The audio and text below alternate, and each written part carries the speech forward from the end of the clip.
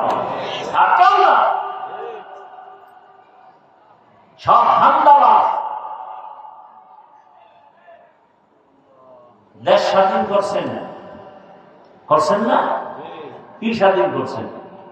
এরপর আন্দোলন করতে হয় কেন? স্বাধীন যদি করে থাকেন, আমার বোন ধর্ষিতা হয় কেন? স্বাধীন করে থাকলে আমার মা ধর্ষণ করা হয় কেন? আমার মাকে। স্বাধীন হয়ে থাকলে মানুষের গলায় ছুরি চলে কেন? স্বাধীন হয়ে থাকলে ব্যবসায়ী দিব্যি আরামে ব্যবসা করতে পারে না কেন? বুঝে গেছি এই স্বাধীন না, নতুন করে আর একটা স্বাধীন করতে হবে। সেই স্বাধীন হবে ইসলামের স্বাধীন। এছাড়া জমিনে শান্তি আসবে না।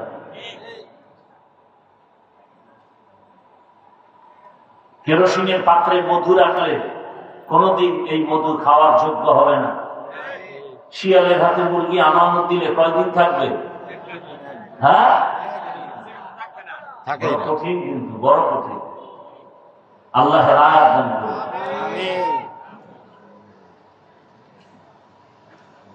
আবু জাহাল রসুলকে 13 বছর দেখছে, বয়ান শুনছে, এক দস্তারখানে খাইছে, কালেমা, এর নাম কপাল।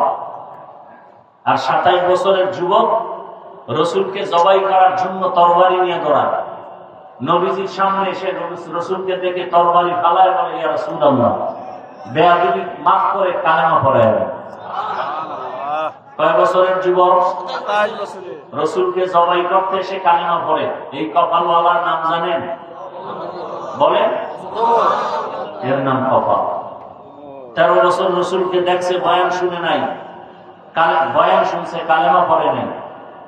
আবু জাহাল, এর নাম কপাল। রাজের ঈদগাহ মাঠে অনেক বছর ধরে সম্মেলন হয়, প্রচারণা চলে, অনেকে শুনছে, আসতে পারেনি। আবার একদল আসছে, কিন্তু বেহেশতের প্যান্ডেলে ঢুকে নাই, মার্কেটে ঘুরে গল্প করে, তাজা কবিরা গুনাহ করে। কপাল। আর একদল বেহেশতের বাগানে ঢুকছে, কিন্তু বয়ানের কলবের দরজা বন্ধ রাখছে, মোবাইল সামনে রেখে। কপাল। দুনিয়াতে যদি ফাও কাম থাকেন, বরিশালের ভাষায় ফাও কাম, যারা মোবাইল হাতে নিয়ে এরকম ধরে রাখছে, এইগুলো একটা ফাও কাম। এটা একটু মহব্বতের ভাষায় বললাম, আমি তো আরো কঠিন ভাষায় বললাম। জীবনে যদি কোনো ফাও কাম করে থাকেন, তো বয়ানে বসে মোবাইল ধরা, এটা ফাও কাম। এর থেকে ফাও কাম আর দুনিয়াতে নাই।